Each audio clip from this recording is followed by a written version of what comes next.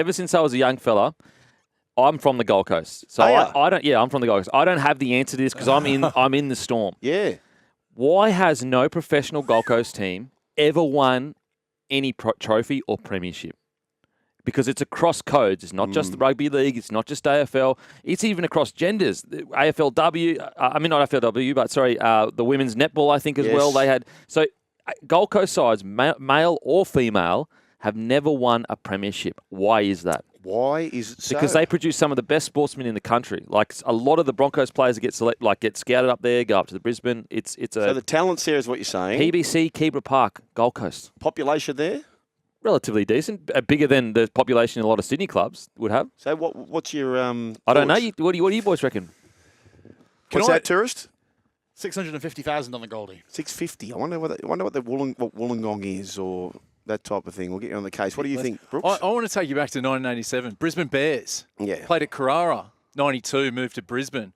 Gold Coast Tweed Giants was part of the expansion, right, with Newcastle and the Broncos in 88. Folded. Then you've got the baseball teams that both folded in 93, 94. The Gold Coast Gladiators came back for one season. Remember, it was Giants and Seagulls, right? That was one franchise. Then the Gladiators. The Gladiators. Basically had a preseason. License revoked. The Chargers came back in 96 to replace the Gladiators. Were they? Folded 98. Gold Coast Cougars Rollers, the basketball franchise, started in 1990. Gone by 96. License revoked. East Coast Aces Rugby Union, they were in the ARC. Remember that? Yeah. That was around for one season. Started, folded. So probably not the Gold Coast problem there. Gold Coast Blaze, basketball's back, baby. 07, folded 2012. Gold Coast United, the soccer club. Wow. 09-10, license revoked. And That's everyone talks about the Bermuda Triangle. This is the new Bermuda Triangle. I'm telling you, because think about it. There's population. Yep. There's good young athletes with the resources they needed, and there's also money on the Gold Coast. So it's none of those things. Plenty of fields, great weather. Plenty of, sport on the Gold Coast is thriving. I'd make an argument per capita, it's one of the best places in the country with just sport because it's an active place. When you start talking per capita, I get real fired up. Per capita. I don't know what. Maybe. Have they got it too good? Could that be the issue? See, this is my theory. I think, because I don't have this attachment Please to the Gold say Coast. per capita again one more time. So per capita, this is my theory. Yes. This is my theory. Yeah. See, I don't think this because I grew up in the Gold Coast. But we do have a reputation across the country as being a holiday destination.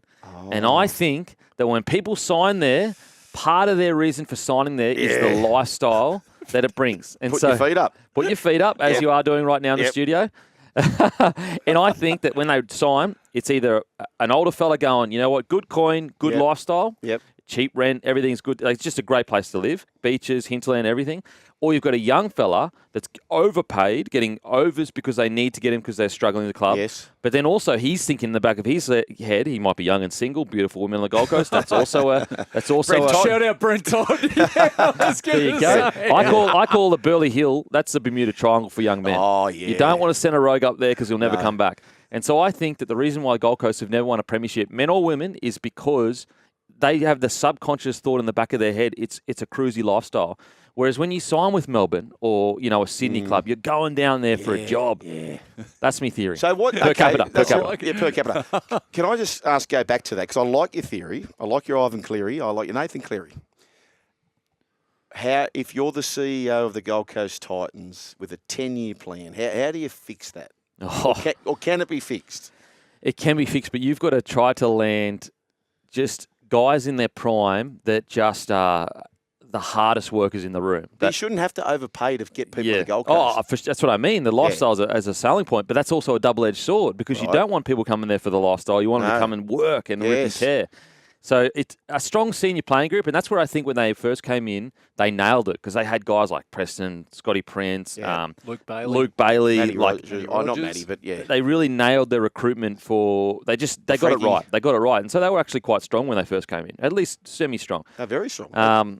And they were within a game of a grand final. That's what I mean. Yeah. That's what I mean. And since then, it hasn't really worked out.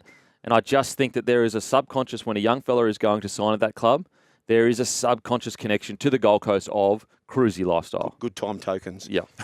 Tell me this, right? So if you're Peter V'landys and what you know and you are a Gold Coast alumni, would there have been a better place to put it?